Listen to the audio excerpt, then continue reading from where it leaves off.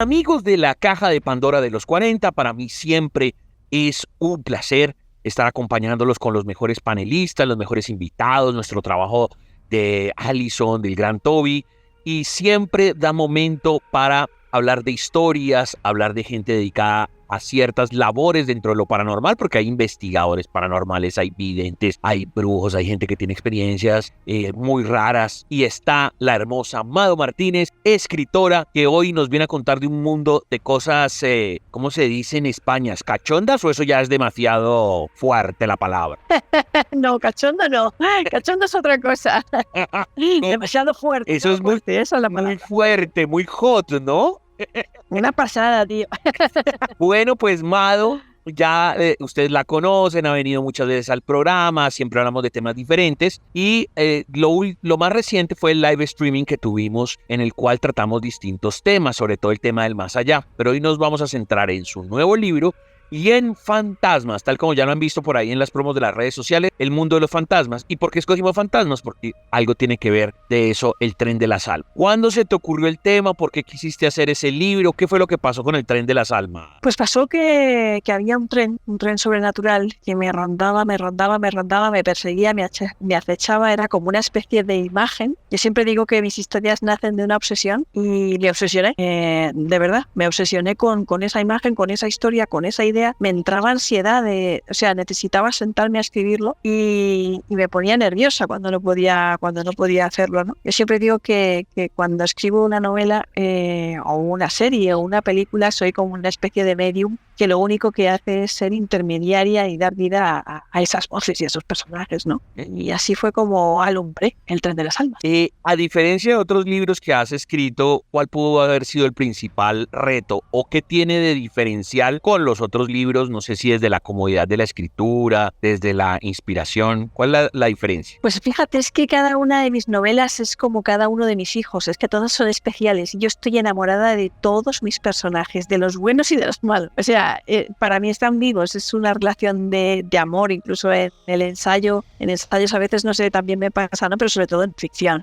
Son mis criaturas, o sea, el tren de las almas, esos personajes para mí son criaturas, esos 5 amigos que se conocen desde la infancia y después de muchísimos años sin verse, deciden reunirse en la vieja estación abandonada de su pueblo para ver si es verdad que la leyenda es cierta, ¿no? La leyenda del tren de las almas y que se aparece allí cada 22 de diciembre al filo de la medianoche. Y por cumplirle el capricho a una de ellas, que es un poco así como la más parecida a mí, de bueno, que le gustan los temas de las investigaciones paranormales y tal, es que quedan ahí, bueno, pues nada, están ahí poniéndose al día, tomando algo, bebiendo, ¿no? Y lo que sucede es que al filo de la medianoche aparece un enigmático tren y se suben y no podrán bajar hasta que vendan los fantasmas de su propia mente. Bueno, obviamente la idea no es hacer spoilers, la gente igual puede buscarlo en las redes sociales de Mado Martínez, que todas son así, menos Instagram, que es Nebrascan. ¿Cuál es la editorial, Mado, me recuerdas? En Colombia es Panamericana y en España es Editorial Alcaida. Ok, perfecto. Entonces, obviamente, si ustedes quieren buscarlo ahí, van a encontrar el tren de las almas. Pero entonces, obvio, pues la idea es que lo lean, pero sin hacer spoilers, ¿cuáles son las bases de una novela? Es decir, uno se puede inventar todo de cero, pero tú, ¿qué leíste o algo que te inspiró de pronto, no sé, incluso hasta la misma historia de Lincoln, ¿puede ser? El tren de Lincoln, una de las grandes historias que me inspiró a la hora. Porque, claro, siempre hemos oído hablar de barcos fantasmas, casas encantadas, ¿no? ¿No? Pero que pocas veces hemos oído hablar de trenes fantasmas. Y hay un montón de historias sugerentes, conmovedoras, inquietantes alrededor del tema de los trenes fantasmas, ¿no? Incluso aquí en Colombia, ¿no? El Transmilenio Fantasma que dicen que es la ruta G66.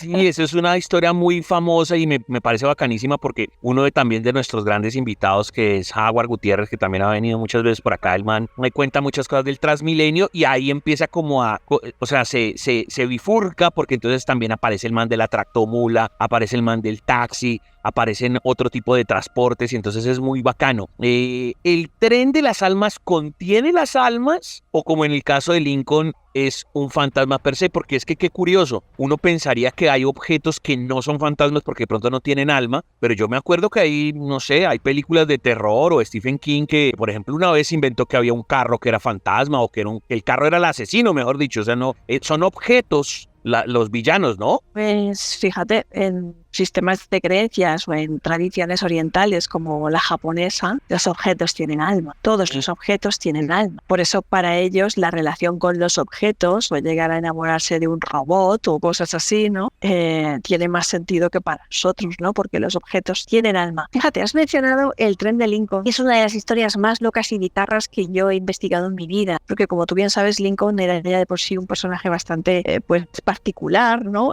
Su mujer era medium, hacían sesiones de espiritismo, entre otras cosas, para intentar contactar con su hijo fallecido Willie, ¿no? Y él llegó incluso a vaticinar su propia muerte. Así fue que a finales del siglo XIX, estando en el Teatro Ford, un actor, que además era del bando de los confederados, le pega un disparo a bocajarro y por mucho que intentan salvarle la vida y tras una terrible agonía, fallece, muriendo con él pues también el sueño de muchísimos estadounidenses, ¿no? Adoraban a ese presidente, el presidente de la libertad, el presidente que le dio la libertad también a la población de afro-norteamericanos. ¿Qué pasa? Que lo meten en un tren que era como el Air Force One de los trenes, porque lo habían hecho para él, un tren presidencial que no llegó a estrenar, de 5 vagones, lo meten en un lecho de hielos, ¿vale? Todo esto lo maquina el ministro de Defensa e imprimen un montón de folletos con los horarios, las ciudades por donde va a pasar ese tren como capilla ardiente rodante por 12 ciudades principales y 400 comunidades. La gente tenía su folleto, cuándo iba a pasar, a qué hora, por dónde va a pasar el tren de Lincoln. Claro, imagínate, en ese tren iban los burócratas, los políticos, los soldados del ejército de la Unión, el cuerpo exhumado de su hijo Willie, que esto es muy loco, aparte de las pertenencias de Lincoln, y los embalsamadores, claro, tuvieron que embalsamarlo 2 veces, porque este trayecto duraba 2 semanas, recorrió 2.600 y pico kilómetros, millones de personas vieron a Lincoln a féretro descubierto, porque en cada una de las ciudades principales que pasaba este tren, lo sacaban, lo exhibían, ¿vale? Y bueno, pues imagínate, o sea, 2 veces tuvieron que embalsamar al hombre, que ya empezaba la cosa. Normal. Oye, yo no sabía el detalle de la exhumación, o sea, del otro cadáver. Yo pensé que era solo el Lincoln, ¿no? No tenía ni idea. No, lo exhumaron, también viajaba. Y las pertenencias de Lincoln, no te lo pierdas,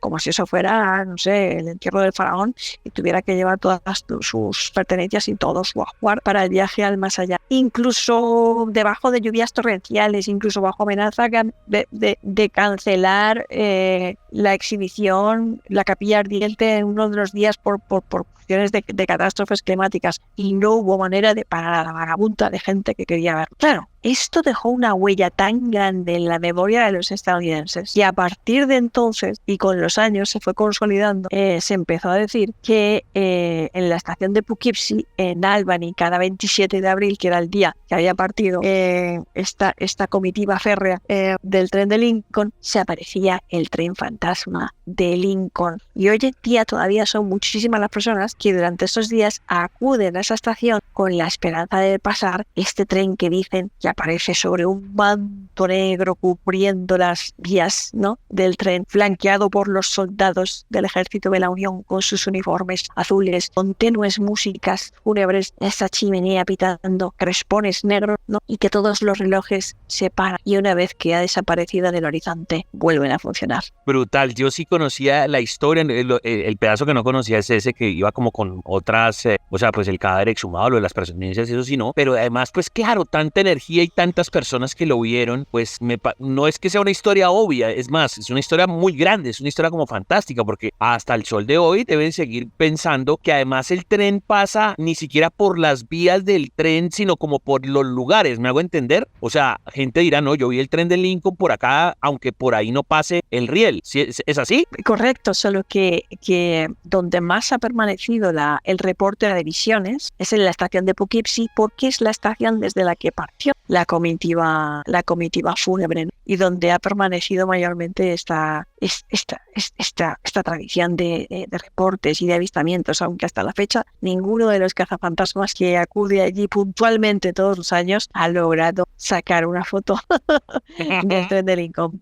Pero muchos sí que dicen, que aseguran que lo han escuchado, lo han oído. Sí, qué cosa de locos. Hoy, muchachos, en Numeral la Caja de Pandora los 40 estamos con Mado Martínez y hicimos como el ejercicio al contrario. En vez de arrancar como con los fantasmas, arrancamos con su libro, que de paso vuelvo y les repito, se llama El Tren de las Almas, para que vayan y lo chequen en sus redes, @Mado Martínez, o si no en Instagram Nebrascan, o Editorial Panamericana acá en Colombia, para que vayan y lo pillen. Pero a partir de ahí, pues obviamente vamos a hablar del tema principal, que son fantasmas. Mira, veo que quieres hablar de fantasmas y no nos vamos a ir de Colombia.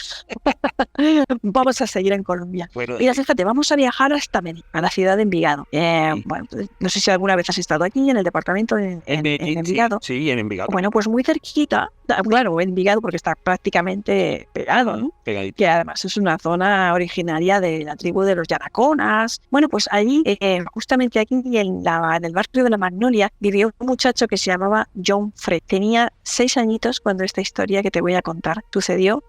Sucedió además a finales de los años 90, pero el lugar sigue estando encantado, según dicen, o por lo menos cuando yo realicé esta historia, esta investigación, era lo que me aseguraban. Y esta historia llegó a mí de la mano de William, que es el dueño de una funeraria al que le gusta cazar fantasmas.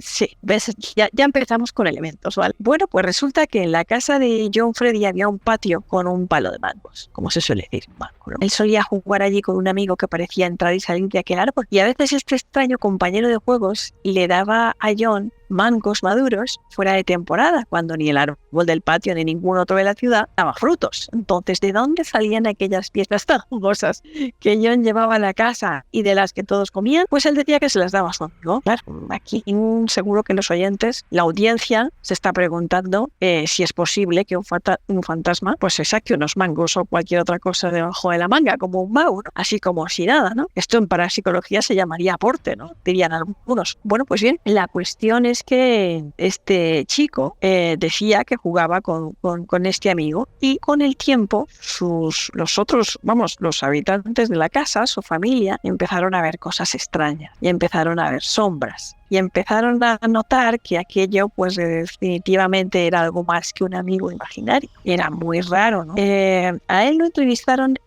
cuando yo tenía 17 años, preguntándole cómo había sido esto, ¿no? Y él decía que él se acordaba que era como una sombra. Dice que él siempre iba a hablar con él, y que este niño siempre le tiraba un regalo. O, por ejemplo, él le pedía cosas para el abuelo o para su mamá, y él pues dice que le tiraba un manguito. Dice que a veces hablaban. Él se sentaba ahí al pie del mango, ¿no? Donde además había en ese árbol un columpio, un neumático, ¿no? Que hacía de columpio colgado. Jugaba dice que al principio la familia pensaba que se trataba de una fantasía infantil, porque claro, es lo típico, ¿no? ¿Quién no ha ido a hablar de estas cosas? Su madre decía que él dice que tenía un amigo, ¿no? Estaban en el patio, entraban a la casa y lo mismo se pasaba en la cama, que se quedaba con este amigo, que se acostaban juntos. La cuestión es que con el tiempo, como digo, John ya no era el único que lo veía. Los miembros de la familia se dieron de bruces con esta respuesta a sus inquietudes. Sí. Y empezaron a ver las sombras. Empezaron a verlas en la alcoba, en el patio, la madre, la abuela, quien además se atrevió incluso a decir lo que decía, que tenía unos 3 o 4 añitos por el tamaño de la sombra.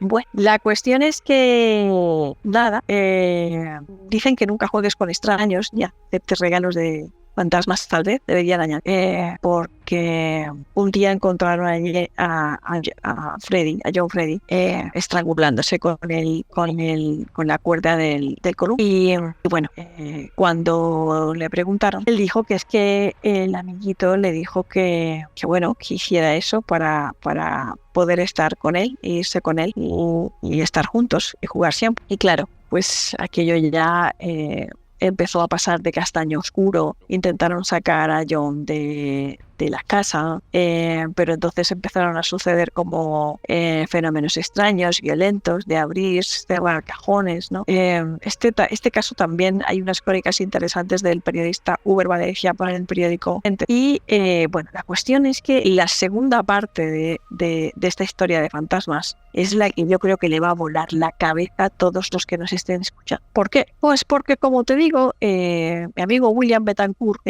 muy aficionado a la investigación de este tipo de fenómenos, en Medellín se trasladó hasta la casa, y una de las cosas que hicieron es cavar en el árbol, entre otras pesquisas e investigaciones que hicieron en el lugar, y lo más extraño, inquietante, fuerte, que ¡pum!, te vuela la cabeza de verdad, es que encontraron un enterramiento de un niño, los huesos, el esqueleto de un niño junto a su ajuar de juguetes que había sido enterrado junto pues, a su objeto. Claro, allí vivió un niño, decían, que había sido hijo de unos indígenas y el niño jamás se volvió a ver. Esto, decía él, William me dijo, esto concordaba con el hallazgo de los huesos en la excavación y se presume que de acuerdo a las costumbres indígenas fue enterrado al lado del árbol de los mangos, ¿no? La cuestión es que las tradiciones yanaconas exhiben una extraordinaria atención a los elementos de la naturaleza. Por ejemplo, los árboles son elementos a tener en cuenta en las prácticas funerarias del pueblo yanacona, puesto que era común realizar este tipo de ofrendas a los muertos que se colocaba bajo un árbol o se enterraban allí. Esta ofrenda consistía fundamentalmente en dejarle bajo el árbol su comida favorita, pero también podía consistir en enterrar al difunto junto a sus ropas, pertenencias personales, alimentos, joyas, vestidos, en este caso juguetes, porque ellos pensaban que la muerte no era el final, sino una forma de conectarse con el más allá, que es un lugar que para ellos pues no tiene espacio y tiempo, más bien se mide de forma diferente, ¿no? Porque ellos dicen que para nosotros a lo mejor ha pasado un año, pero para los espíritus solo ha pasado un día y una noche. Entonces este proceso de entender la vida de forma espiral o de forma que el final, la muerte, siempre conduce a un nuevo comienzo, que es el nacimiento, es interesante. Pero lo que más me resulta interesante y llamativo, y todos los oyentes y la audiencia estará pensando es, madre mía, John Freddy jugaba con niños, ¿vale? Que salía de ese árbol y le regalaba mangos, que es justo donde había un niño. Qué pedazo de historia, y tenía razón Mado cuando decía que la segunda parte era la que a uno le iba a volar la cabeza. Muchachos, pueden opinar en numerar la caja de Pandora a los 40. Con Mado Martínez arrancamos con su libro El tren de las almas, pero pues como el tema de fantasmas, pues de ahí seguimos por el camino de estos espectros. Mado, ¿tú has tenido experiencias con fantasmas? ¿Tú, en lo personal o no? No, con fantasmas no, pero sí que tengo que confesaros a todos los que nos están escuchando que hace muchos años me pasó una cosa muy extraña y pasé mucho miedo. Y resulta que yo estaba con un amigo en un antiguo colegio abandonado de disabled people, que llaman, de disminuidos psíquicos, que ya había dejado de funcionar, había sido un internado, estaba en mitad de las montañas y yo había ido ahí muchas veces, ¿no? Y recuerdo que fuimos una noche y ahí pues fuimos pues en plan excursión paranormal, imagínate, cosas, ¿no? Que hacíamos de jóvenes, que íbamos allí con la mochila, los bocatas, las patatas bravas y la grabadora. Y yo recuerdo que estábamos allí haciendo unas pruebas de grabación, yo tenía que escribir un reportaje y lo típico, ¿no? Tú preguntas, ¿hay alguien aquí? No sé qué, ¿no? Estas cosas Sí. que hemos hecho todos, ¿no? Y lo más curioso es que cada vez que nosotros preguntábamos eso, se oían unos golpes metálicos que retumbaban en todo el edificio. Nosotros estábamos como en la parte del teatro y era como pa, pa, pa, pa, pa, y espantada. Esto sucedió como 3 veces. La cuestión es que la última de estas veces, nosotros, él, yo, los dos, vimos en lo alto, arriba, como suspendido en el aire, 2 ojos rojos, encendidos, incandescentes. Pero, vamos, 2 ojos rojos que no sé ni cómo explicarlo, ni de peli, o sea, no sé ni cómo explicarlo. Y claro, yo no quería que él se asustara y él me imagino que tampoco quería que yo me asustara, pero yo estaba asustada. Entonces empezamos a darnos el uno al otro toda suerte de explicaciones, a cada cual más tonta y absurda, ¿no? En plan, no, pues seguro que, ¿sabes? No, pues seguro que el otro, no, pues, ¿sabes? O sea, la cuestión es que estábamos muy incómodos y empezamos a recoger todo el equipo deprisa, pero vamos, de forma brutal, deprisa. Y nada, recogimos todo el equipo, nos fuimos corriendo a casa, a mí casi me da un ataque de ansiedad. Tenía mucho miedo, tengo que decir que yo estaba aterrorizada, porque era como si esa sombra de ojos rojos se alimentara de mi miedo. De hecho, era más negra que la densidad, o sea, que la oscuridad, era como una densidad oscura, ¿no? Llegamos a casa, pusimos las grabadoras, no se había grabado nada, pero curiosamente no hablamos de esto, ¿vale? No hablamos de lo que había pasado. Y no hablamos de lo que habíamos visto. Y nos olvidamos de eso. Y pasaron los años. Y cuando te digo que pasaron los años, es que pasaron años. Pero años. Y recuerdo que además fue aquí en Colombia, que me entrevistan en un programa y tal. Y esto lo conté por primera vez. Pero es que pasaron los años, como te decía. Y a mí me encargan en la revista Año Cero que escriba un reportaje sobre los hombres de las sombras. Y nada, empiezo a investigar. Me pongo en contacto con Jason Outfit, que es uno de los grandes expertos e investigadores de Shadow People que llaman allí, aquí, Los hombres de las sombras de Estados Unidos, me leo su libro, veo la categorización que él hace de hombres de las sombras y resulta que hay 4 tipos de hombres de las sombras, ¿no? Uno que son encapuchados, otro que son el hombre del sombrero, muy típico también y tal, y el cuarto, digamos, el más tenebroso, el hombre de los ojos rojos, que efectivamente decía la descripción, parece alimentarse de tu miedo, ¿no? Es el más terrible de todos. Y entonces recordé, pero como si se me hubiera olvidado, ¿vale? Recordé que nosotros habíamos visto eso. Casi no me podía creer, Chancho, lo que había... O sea, cuando lo recordé, yo decía, Dios mío, o sea, pero es que pero si yo vi eso y además, ¿cómo es que yo me he olvidado de esto? Pero si eso fue brutal, el miedo que pasamos. Y entonces llamé a mi amigo Antonio, le llamé por teléfono y le dije, oye Antonio, ¿tú te acuerdas la noche que estuvimos en el colegio abandonado de agosto, que vimos esta sombra de... Y me dijo, sí. Y yo le dije, ¿y por qué nunca hemos hablado de esto? Y me dijo, no sé, o sea, fue súper extraño. Tal vez, bueno, yo estoy aquí especulando, en esa cosa o lo que fuera tenía tanta energía que como si eso les hubiera borrado la mente, ¿puede ser? No lo sé, no tengo ni idea, ni siquiera sé lo que vimos, lo vimos los dos. También te puedo decir que eso sobrevolaba, estaba suspendido, no había ninguna repisa en la que apoyarse. Los ojos eran rojos incandescentes encendidos, no podía ser un ave volando y suspendido. Además es que estaba fijo, ¿entiendes? Uh-huh. Mira, muy loco. O sea, por mucho que lo piense, no podía ser ningún animal, no sé, tendría que haber sido un animal enorme, ¿vale? Y además estar estático para estar mirándonos así, ¿no? Se me puso la piel de gallina y todo, es que me he dicho, lo asumí. Miedoso. Me metí en el papel. Yo sé que los oyentes también a esta hora de la noche se han metido en el papel o imaginaron que estaban ahí explorando con Mado y que vieran eso sobrevolando y con ojos rojos, pero el otro pedazo, ¿no? Que como que se les borró en la memoria, como si eso que estuviera ahí, ¿y por qué no hablamos después de tantos años de esto?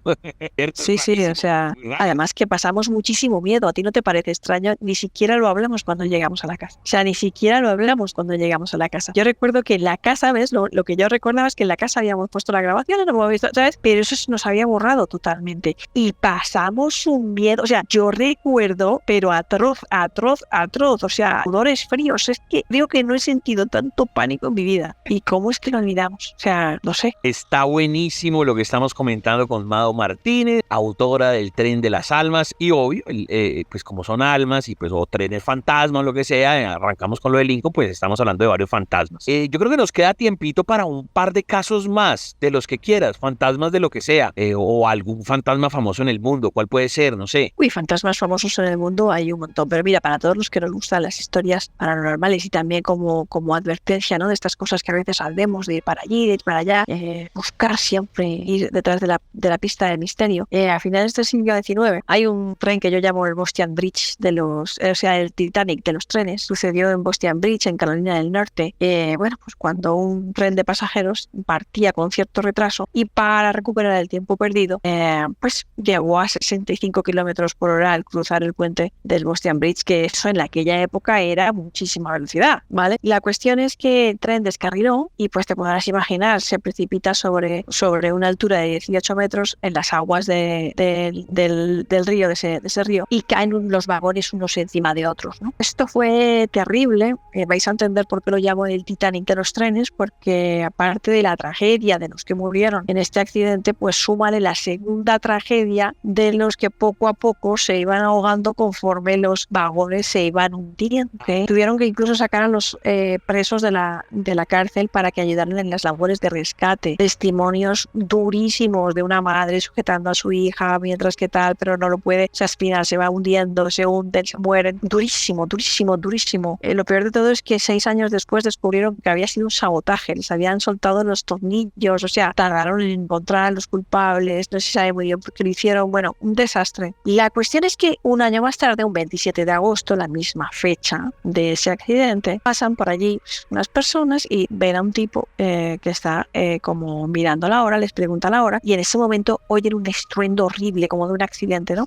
Y se asoman al puente. Cuando llegan allí no ven nada, vuelven a mirar y el tipo no está. Piensan que era el jefe de equipajes al quien habían regalado un reloj poco antes de pues sus 30 años de servicios a la gente en la compañía ferroviaria, y que algunos supervivientes recordaban haber visto mirando el reloj con cara de sorpresa momentos antes del accidente. Pero es que todavía más fuerte es que 50 años después, en las bodas de plata de este accidente, las bodas de oro de este accidente, una señora que se queda ahí atascada con su vehículo está esperando que su marido regrese con ayuda para cambiar la rueda y de repente oye un estruendo horrible y ve un tren descarrilar, precipitarse, ve el accidente, ve los lamentos, o sea, todo, la escena, toda. Cuando llega su marido a aparcar el coche junto al de ella le dice, por favor, venid a ver esto. Cuando ellos llegan, allí ya no hay nada. Empiezan a partir de esa época a hacer los reportes como de avistamientos frecuentes, los sonidos, los no sé qué. Este fue uno de los más bestias y brutales, sin duda alguna, este que te acabo de contar. Y tanta es la fama y la leyenda del lugar que se convierte en un sitio de peregrinación de personas amantes del misterio, lo mal. Y en el año 2010, otro 27 de agosto, acude un chaval, Chris, acompañado de sus amigos, pues para ver si es verdad que se aparece este tren en esa época, en esa fecha fatídica, cruzan el puente, pues como le podría haber pasado a nuestros amigos, ¿no? Los protagonistas de mi novela El tren de las almas. Llegan allí y aparece un tren, aparece una luz que va hacia ellos, pero no es un tren fantasma, es un tren de verdad. Y entonces, claro, imagínate, en medio de un puente, a ambos lados solo está el abismo. Empiezan a correr en sentido contrario, mueren todos, a excepción de una chica a la que Chris empujó en el último momento, cayó por el precipicio, tuvo heridas, obviamente, pero esta logró salvarse. Esa noticia además salió en CNN Plus, en el canal de noticias de CNN, y bueno, prácticamente la tragedia de ese lugar, la memoria de ese lugar, invocó nuevamente la tragedia, y que nos sirva también de advertencia pues a todos los que compartimos pasión por el misterio y por estas historias, para ir siempre con mucho cuidado, porque no es la primera vez que pasa de que uno se cae en un agujero, pisa un pie, lugares que están en ruinas, abandonados, siempre con permiso, siempre con cabeza, siempre con sentido común, amigos, que yo sé que nos escucháis muchísimos, que sois amantes del misterio, siempre con mucho cuidado. Qué buenas historias, de verdad. No sé cuáles, todas, incluyendo obviamente la principal, que es para que ustedes vayan a leer El tren de las almas, que es de nuestra querida autora Mao Martínez. Cerremos con una pequeña anécdota, o no sé si más que anécdota, como un mensaje, porque es que si estamos en un programa paranormal y todo, pues no sé si es que nos debemos acostumbrar a este tipo de seres y tomarlo como con más relax, o por el contrario, no sé, aterrorizarnos, que yo creo que los que ya venimos escuchando estos programas desde hace mucho tiempo, como que ya tenemos el cuero duro y decimos, bueno, podemos coexistir y no nos deberíamos aterrar tanto por estos seres. ¿O tú qué piensas? Pues mira, sí, me gustaría acabar con una reflexión, porque yo no sé si existen los fantasmas, pero sí que sé que existen las personas que dicen que han visto fantasmas, ¿ok? Eso es lo importante, la experiencia. Mira, hay una historiadora que se llama Coya Paz Browning, que hace muchos años hizo una investigación de posgrado sobre el linchamiento de mexicanos y latinos durante la fiebre del oro en Estados Unidos. Pero bueno, ¿qué es un linchamiento? Pues sí, una ejecución pública extraoficial, y como es extraoficial, pues el Estado las niega en un momento dado, a no ser que haya exhumaciones, proceso de paz, cosas así, ¿no? De posconflicto y cosas así, ¿no? Entonces, claro, a ella le estaba costando muchísimo sustentar esta tesis de los linchamientos, porque no había registros oficiales, y claro, todo esto como que había pasado, pero no había pasado, y no encontraba, o sea, no, hasta que empezó a escuchar las historias de fantasmas y aparecidos, y se dio cuenta de que cada vez que se encontraba con una historia de fantasmas, que se hacían el fantasma del ahorcado de no sé qué, que se aquí tal, y se daban a la tarea de tirar del hilo e investigar, revisar cartas, diarios, archivos, relatos orales, al margen del registro oficial estatal, acababan descubriendo que efectivamente habían ahorcado, linchado o asesinado a alguien de verdad. O sea, acababan descubriendo, como detectives, el asesinato, el linchamiento, que había dado origen a ese espanto fantasmal. Es decir, estas historias de fantasmas eran una forma de que las comunidades mantuvieran los relatos de violencia en un lugar para pasar la historia de generación en generación. Y ella decía que no sabía si el fantasma era real. Es que al final también yo, como antropóloga, solo puedo decir que lo que menos nos importa es si el fantasma es real o no es real, ¿no? Pero lo que sí es real es la historia del fantasma. Y esa es la historia a la que hay que prestarle atención, porque detrás de cada historia de fantasmas, como acabamos de ver con el fantasma de que regalaba mangos, ¿no? Ese niño, o todo lo que que acabo de contar, detrás de cada historia de fantasmas hay una historia real, y esa es la creación, ¿no? 3 fantasmas fundamentales, podríamos decir, ¿no? Los que vienen a decir estoy contigo, familiares fallecidos, se despiden, o te vienen a dar una información o salvarte de un accidente, ¿no? En algún momento dado. Los que tú percibes que están en un lugar en el que tú sientes que estás invadiéndolo, como un cementerio sagrado encima del cual se ha construido una casa, ¿no? Como en la película Poltergeist, o porque de alguna manera sientes que no quieres estar ahí. Y este tipo de fantasmas, los fantasmas de la memoria histórica, histórica, los que han muerto de forma trágica, injustamente, misteriosamente, en un accidente, en un incendio, o que están enfadados, buscan justicia, venganza, los que llamamos almas en pena, ¿no? Y en todo caso, los que nos vienen a decir que nadie olvide lo que pasó, ¿no? Lo que pasó en Armero, lo que pasó... ¿Ves? Todo esto es un mecanismo de transmisión oral para que nunca se olvide de lo que pasó. Y esto nos habla de cómo somos las personas, de a quién amamos tanto que nos gustaría que estuviesen de vuelta o volvieran, de qué cosas no queremos olvidarnos. Qué buena reflexión, de verdad que me llegó mucho, Mado, porque no solamente es la parte como sentimental, la parte también de trabajo, porque pues digamos que uno coteja también muchas cosas. Es uno de los disclaimers del programa, cada cual según sus creencias religiosas, científicas y morales determina si creer o no creer lo que se dice acá, pero es cierto, o sea, todo lo que ha dicho Mado es cierto y lo hemos contado aquí 300 veces. La psicofonía es parte de que yo quiero encontrar a mi papito, a mi abuelito, lo que sea, porque lo extraño, o la psicofonía es parte de que en serio sí mataron a alguien en tal apartamento y a través de esa psicofonía a lo mejor sí se dieron cuenta quién era el asesino, o desapareció tal persona y entonces alguien habla, no sé qué, la señora se despierta desesperada en medio de la noche, recurre a algún vidente, lo que sea, y ¡pin!, encuentran el cadáver de esa persona. Entonces esas vainas que parecen como de película realmente no son tan de película, y todo eso lo acaba de decir Mado, entonces me parece una reflexión muy, muy, muy bacana. Historias hay cientos, o si no el típico canal de televisión que llega no sé dónde y entonces resulta que no, que allá se escucha una voz o se ve a alguien pasar, y resulta que averigüen y efectivamente ahí debajo había algo, o había un entierro o una persona que mataron. Entonces sí, tal vez no tengamos las pruebas 100% de que son fantasmas, pero la historia sí nos lleva por lo menos a reflexionar. Muy bacano lo que vivimos hoy con Mado, y pues nada, Madito, regálanos tus redes sociales y todo para que la gente compre tu libro o tus libros, ¿no? Porque no solamente es este, sino pues los anteriores también, ¿no? Este y todas las novelas que la gente quiera leer, que quiera subirse a bordo de ese tren, el que seguramente no quieran bajarse. Y